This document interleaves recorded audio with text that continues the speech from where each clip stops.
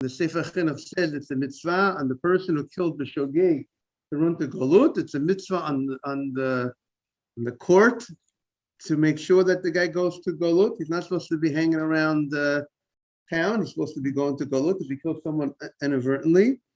But the question is exactly what is the case of inadvertent killing that he goes to Galut. It's not every time a person kills someone unintentionally, he goes to Galut. There's a specific case in the Torah, and then any case that was probably similar to that case of the Torah would be the type of case that would go to Galut. It has to be a certain type of case, and we explain the type of case is it's the middle type of case. It's not the two ends of the deal.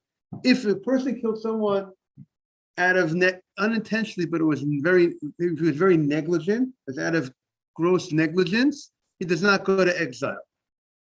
Exile is not enough to serve as an atonement. If it was a total accident, something that really he could not have done anything to prevent it in a certain sense, he also won't go to exile. He's not deserving of exile in such a case. He's not deserving of Galut in such a case. The case that he goes to Galut is something in the middle. Some sort of thing that happened. He caused the death of somebody. Through him, the death happened, but it wasn't a total accident, but it wasn't a total negligence. There was a little bit of, he could have done it a little better, but it wasn't something that was grossly negligent. That's the type of case that we have that goes to exile. So now let's see the case of the Mishnah. Nishmat, and then we saw cases in the Gemara.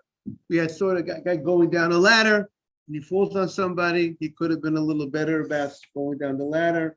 He needed to be a bit more on top of your game. You know, when you're walking down a ladder, the gravity is pulling you down. You got to be a little extra careful.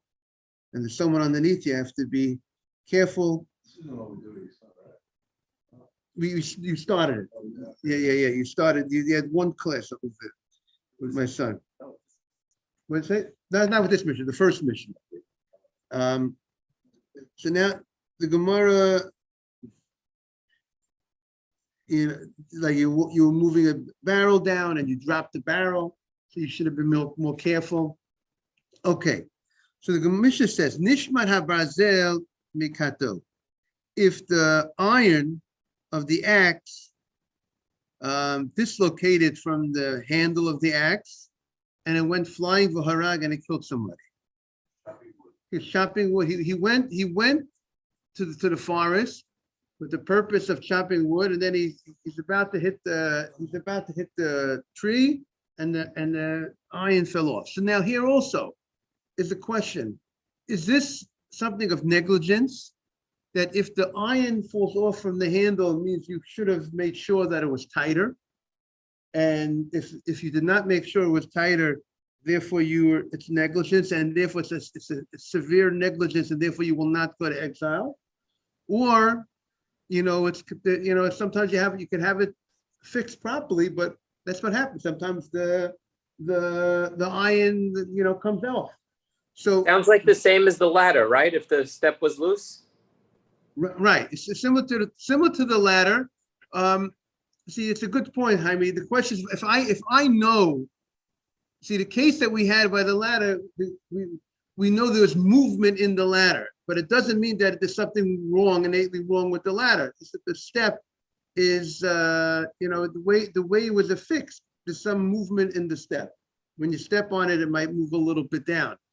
But if the step was clearly loose, I would think in that case that might be real negligence, and then we would not go to exile. Exile might not be enough. The case of the ladder would be that there's two cases we said of the ladder. One case is a person's going down a ladder and he falls off, and he kills someone. That's case one. That might not have to do with the step itself. That has to do with he just fell. And the ladder could be perfectly strong, and he has to go to exile. In the second case we have with the ladder, that he's going up the ladder, but while he's simultaneously going up, if there's movement in the step, and the step dislocated, and the step hit someone, killed someone, then he's obligated exile. but that should be that the step, we didn't know that the step was really problematic. He didn't know there was, but if he would have known that the step was really 3/4 out, so then I would say that most probably would be negligence. And because you know that the step is 3/4 out, so you should not have gone up that ladder because you know that step would fall out. So here, this is a question about general an axe. If you have an axe and the iron part of the axe dislocates from the handle, is that a sign of you could have done something better? Because if it was not loose, it would not have slipped off, and you should have looked more into the axe. That's how Rabbeinu Hananel explains the opinion of Rebbe. The Rebbe says that cannot be the case of the Torah. The case of the Torah is not the case of the iron separating from the wood. That would, the Torah would not give exile, so exile will not be enough. Rather, the case is you're chopping wood, and when you hit into the tree, the axe hits into the tree, and a piece of a small piece of the tree, like a big splinter or something, that dislocates from the tree, and that goes flying, and that hits somebody. And that is considered, according to Rebbe, that will be a case of going to exile. The wood hit someone. You're chopping wood, you hit the tree, and a piece of the tree went flying. That's the case. That's how Rebbe holds. That's the case of going to exile. The Chachamim say, no, there's no exile in such a case. They most probably look at that case as an accident.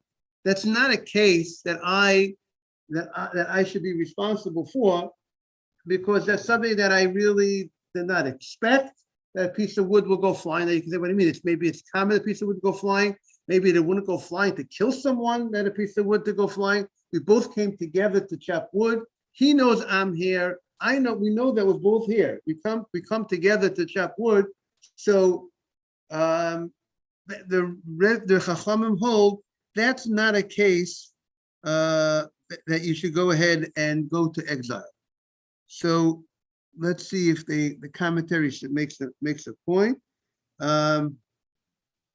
Right.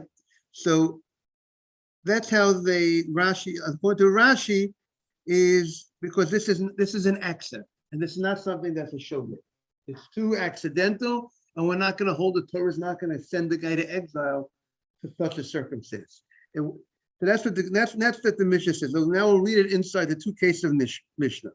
Nishman habaraza mikato, if the iron dislocated from the handle, the harag, and it killed, Rebbe Omer Eina Goleh.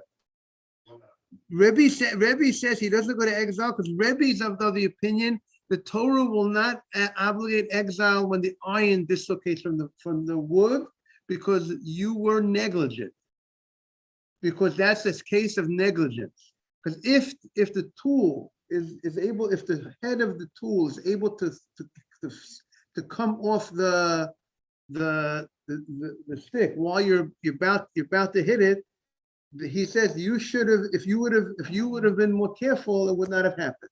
If you would have checked, you need to check the iron that it's very tight into the handle. Even though you're in a place where you chop wood, but if you feel, but you're there with other people. There's another guy there chopping wood. So if you're there by yourself and you're chopping wood, and there's no, and if the iron comes off the handle, no one gets hurt. So we're not going to help you. You didn't do anything wrong. But if you're coming with someone, guys, like the case of the Torah is you're coming with your friend. You're both coming together, Mr. Safdie. You're coming to the forest. You're coming with your friend to the forest, and you're chopping wood. There's another guy there. Meaning, if let's say someone's chopping wood in their own backyard, and someone trespasses and gets and then the iron goes flying, you're not obligated, because you have no responsibility to be concerned that maybe someone's trespassing into your property. But unless it's usual people to trespass into your property. But if people generally don't trespass, then we're not going to hold you responsible that the iron went flying. But when you're going into a forest and you're cutting wood with somebody else, you know there's someone else there. And the iron went flying and killed the person. So that's the case. According to Rebbe says he doesn't go to exile. Chum say you go to exile in that case. Case 2 in the Mishnah is Mene'etz HaMispakeya. From the tree that you're cutting, a piece of splinter went flying. Let's say there was a child nearby, and the child got killed from this piece of wood that came out of the tree. Rebbe Omer Gola, Rebbe says he goes to exile. The Chachamim Omim ain't a Gola. The Chachamim say they did not go to exile in such a case. So those are the, Yaron, is that clear? Those are the two cases in the Mishnah. And the Gemara is going to elaborate to explain what's the basis for this machloket. Because we have a case in the Torah. Why does each person understand the case of the Torah the way they understand the case? So the Gemara says, Tanya, we have a brighter. Amar lahem Rebbe l'Chachamim. Rebbe says to the Chachamim. Now the Chachamim is the majority opinion, and that would be the halacha. Generally, the law follows the general opinion. And the Rebbe tries to defend his position against the majority opinion. And he says to them, V'chinema, there's a saying in the Pasuk, when the Torah talks about the axe doing damage, or the damage being done through the situation of the guy coming to cut wood, does the Pasuk, does it say, V'noshal ha-barzel me'itzo? Does the Pasuk say that the iron part was dislocated from its handle? The pasuk doesn't say v'noshal habarzel min eitzo. That's not how the pasuk writes. Rather, what does the pasuk write? The pasuk says v'halolo nema ela min ha'etz. It says the iron, the axe dislocated from the eitz, which sounds like from the tree. That it dislocated something from the tree, that it knocked into the tree, it hit the tree, it chopped into the tree, and then something from the tree went out. Because if it's referring to the case, if the case of the Torah is that the iron handle went flying from its wooden handle, that the iron part, it should have said, "V'nashal habarzal min eitzo." It fell. The iron dislocated from its handle. But the fact that it says min ha'etz, from the eitz, sounds like it's dislocated from, it removes something else. It removed a piece from the tree. That is the one of the reasons why Rebbe understands that the verse is not referring to the iron part being dislocated from the handle, rather than a piece of the tree going flying. Because of the way the Torah described the case, he says the language of the Torah is lending itself that it's referring to the piece of wood from the tree, and one of Mr. Haber coming off the tree, rather than the iron dislocating from the handle. V'od, and then furthermore, Rebbe says we have a gzeira shava. V'od, nema, the pasuk says, "Nema eitz lamata." The Torah uses the word eitz a little later. The nema eitz lamaila, and it says the word eitz, the same word, a little above, below and above. In the same, and if you look at the pasuk says it's the same in the same pasuk. It says, he was cutting ha'etz. He was using the axe to cut the tree, to cut the wood. And then it says, and then the iron, something happened from the iron from the eitz. Min ha'etz. It uses the word eitz twice. One right after the other that says the same word twice.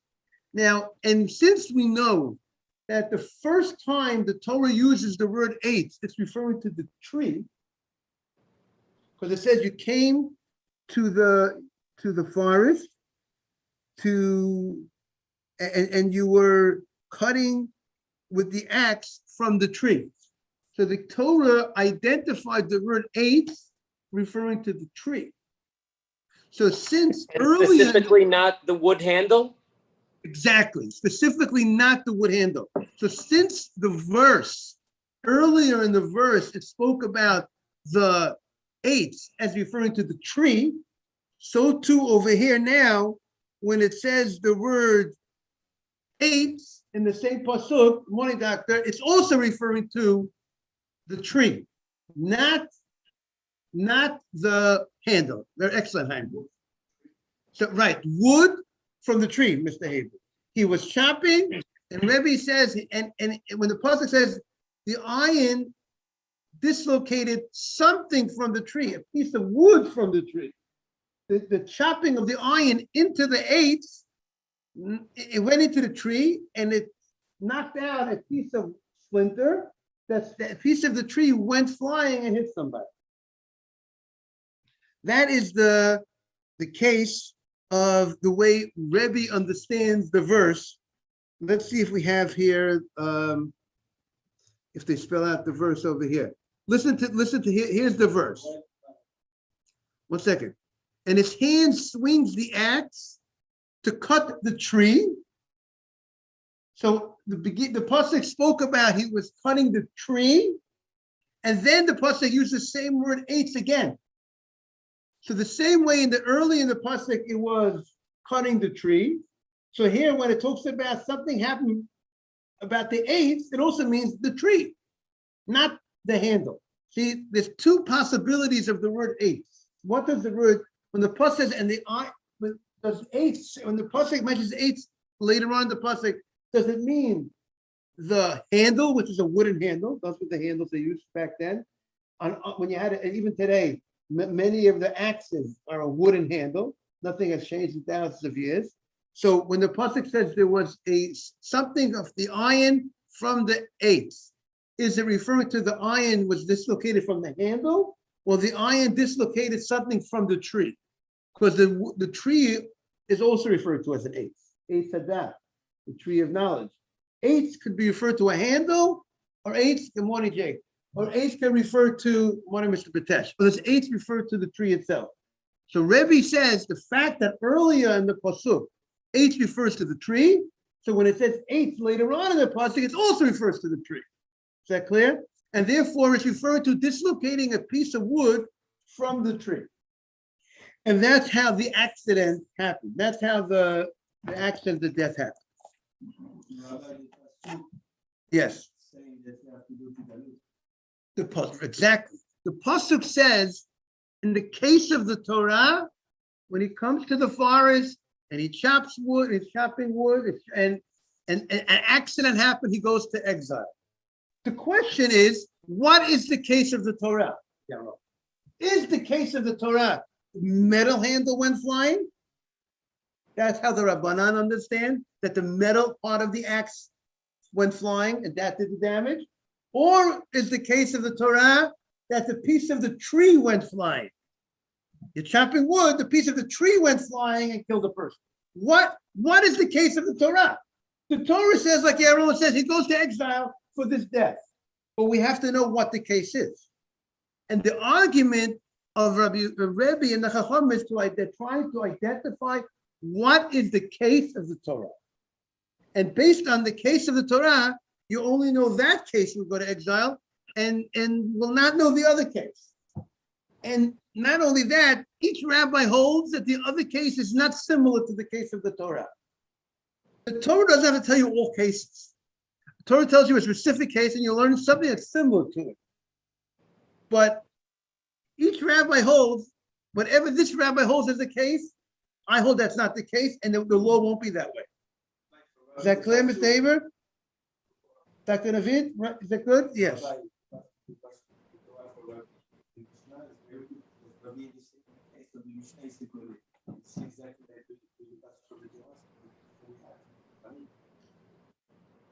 Yeah, but the Chachamim would interpret the pasuk. The Chachamim would say, the Chachamim would translate that the word eitz, the fact that the beginning of the pasuk eitz refers to the tree, But the second part of the pasuk, it says eight, refers to the handle.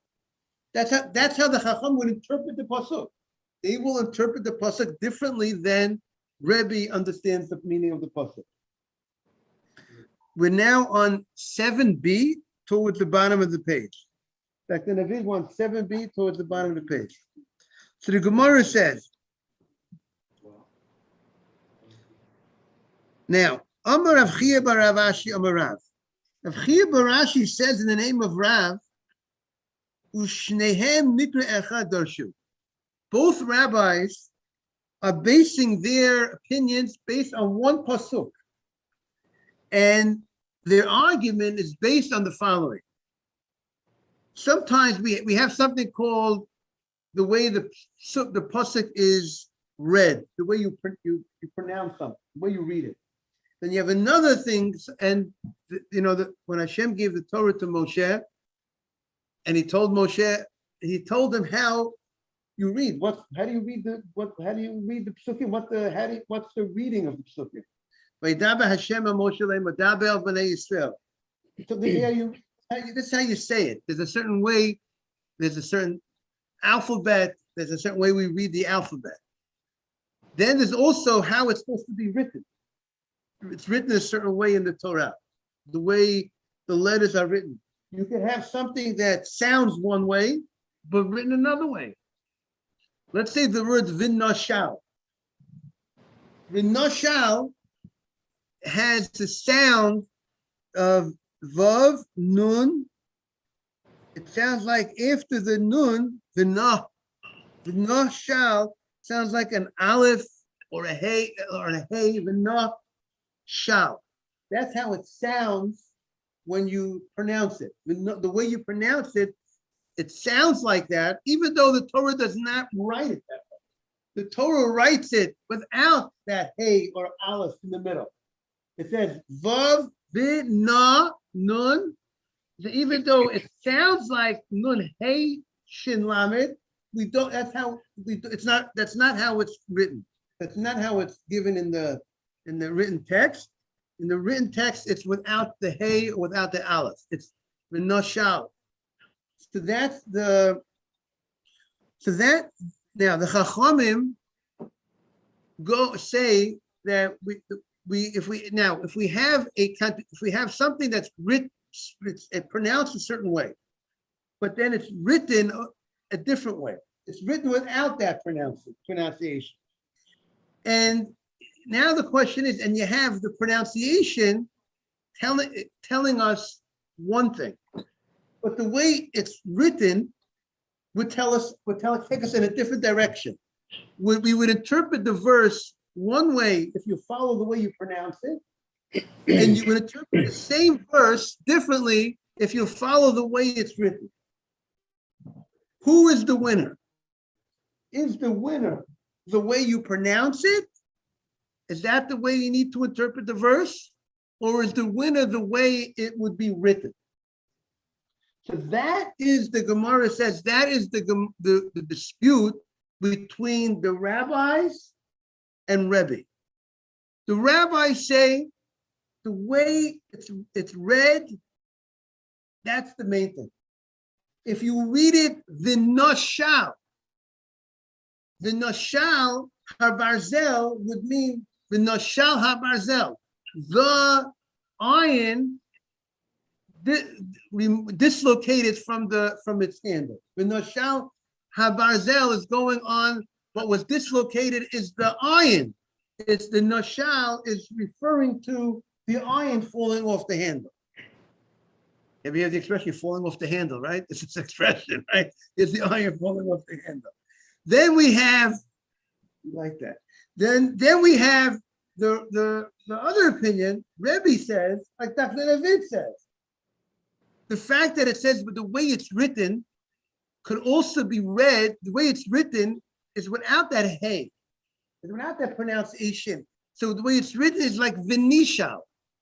Vinishal is describing something else, not the iron dislocating from the handle, rather that the iron is dislocating something else. Vinishal habarzel min ha'etz, that the iron is removing a piece of wood from the tree. So if you go after the way it's written, it's describing something that the ayin is doing to something else, removing a piece from the tree, a chip from the tree. If you go way it's pronounced, it's referring to the ayin itself being removed. So that's the question. How do you read? Who is the winner in such a case? When they go, when each way is telling us a different, is describing something else. So that's what the Gemara says. That's what their dispute is based on. And based on that, yes.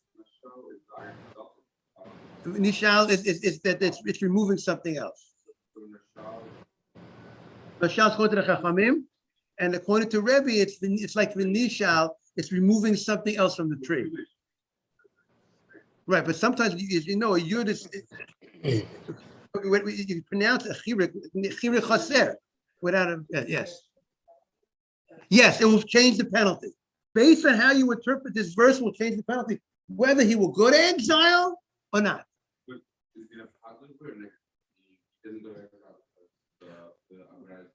So that's a matter of dispute among the comment. It's another matter, right? So the way we explained before, Jake, we explained that. Good morning, David. We explained before that if the iron goes flying, there's an opinion that says, Jake, that the iron goes flying. The Rebbe holds that's negligence. You should have been more careful of the iron. You should have. It maybe probably wasn't tight enough. And the other, okay. So let's see the Gemara. So the Gemara says with 2 lines from the bottom on Zion of a base. So he says, Shneim mikra echadorshu, v'noshel habarzel min ha'etz. That's what the pasuk says. How do you interpret those words? Those words. Rebbe Sava yesh aim l'mesoret. You go. The winner is the aim, the mother. The main one is you go after the way it's written, and v'nishal ksiv, and it's written as if it's v'nishal, as if it's referring to the iron knocking out something from the tree, and something from the tree goes flying. Rabbanan Savri yesh aim l'mikra. The winner is the way you read it, and v'nashal karina, and we read it v'nashal. The iron was removed from the axe. That's what the Gemara says. So the Gemara says their dispute is based on how do we understand who's the winner. Okay. Now the Gemara says, the Rebbe, you're telling me Rebbe yesh aim l'mesoret?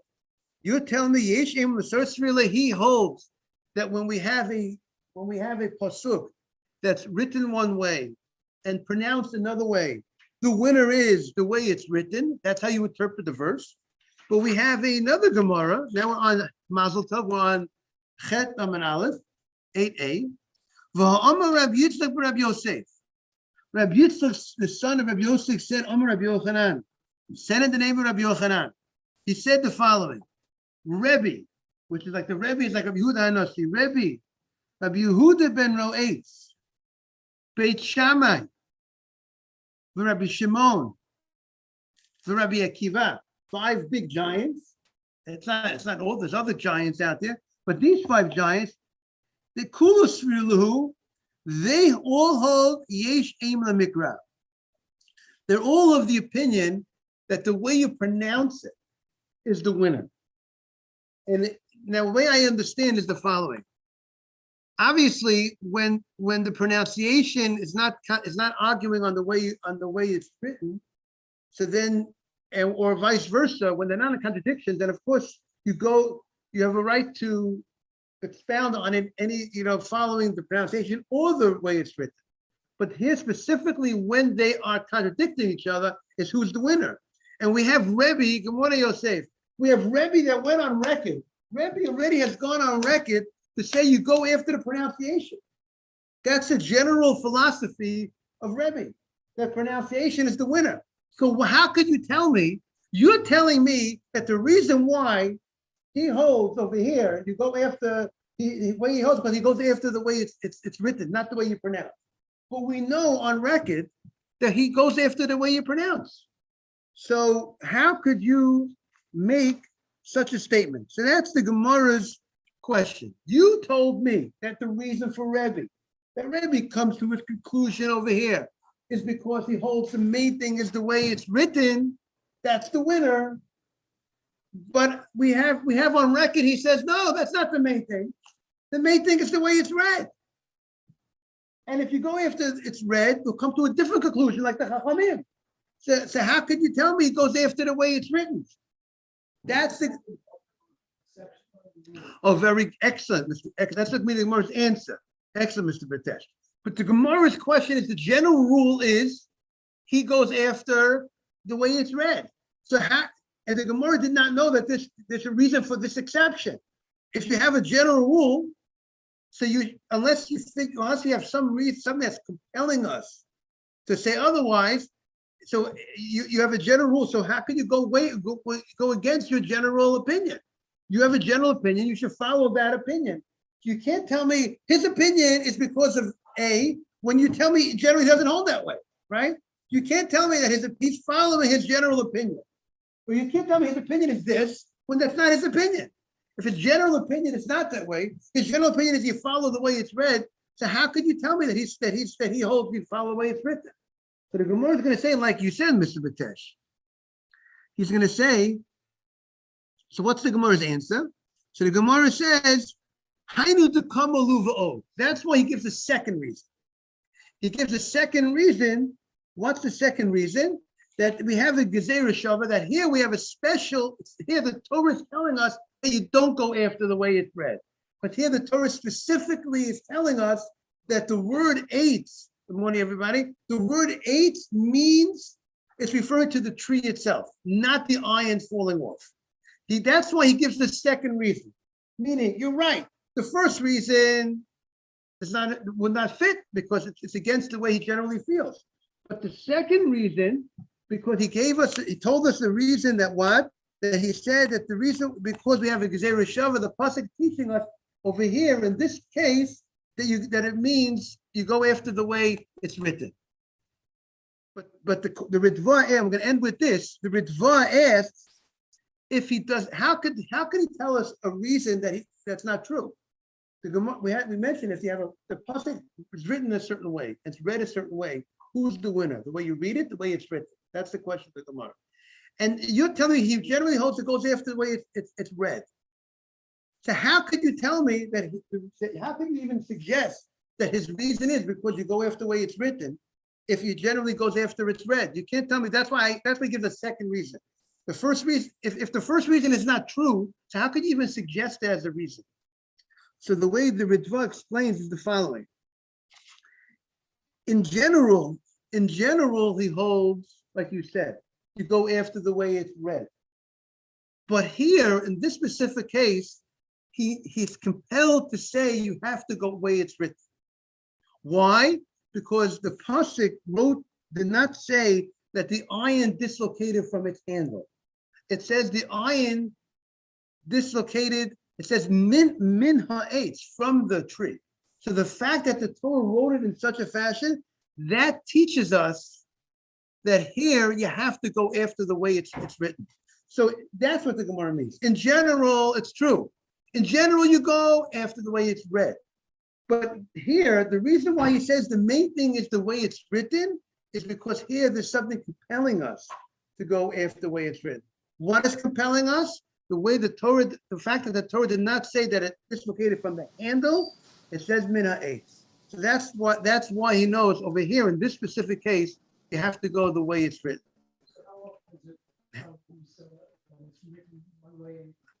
Right. So unless only if it's compelling, if the Torah writes in such a fashion that it's compelling that you go after the way it's written, then you have to go the way it's written. But if it's not compelling, all things remain equal, you go after the way it's read. Very rare. Have a great day, everybody, and all the best. We'll be back tomorrow, Bez Hashem. Complicated piece, but we're getting there. Right, but it's true. But when you pronounce it, no. Ha'etz is spelled that way. But the words with no shout. What has a hey? You're adding a hey. you're adding something when you pronounce it v'noshal, in the pronunciation, you're like adding a hey or not. But but v'nishal, you're not adding any letter. Because v'nishal is nun, could also be without the yud. Nun, shin, lamed is nishal. Thank you. Have a great day.